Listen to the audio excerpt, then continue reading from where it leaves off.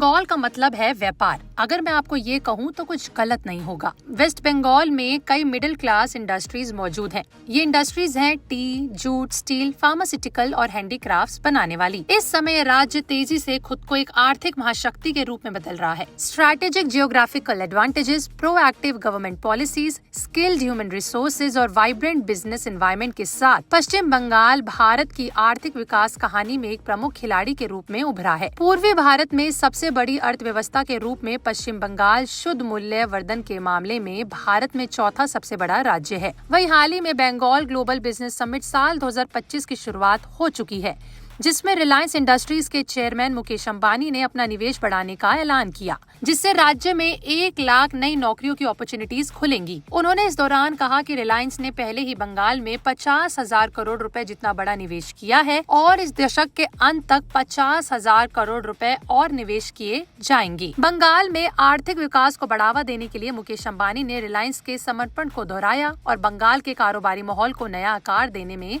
उनके योगदान पर अपना जोर दिया। इसके साथ ही बिजनेस समिट में बात करते हुए मुकेश अंबानी ने कहा कि बंगाल के सर्वांगीण विकास के लिए रिलायंस की प्रतिबद्धता अटूट है।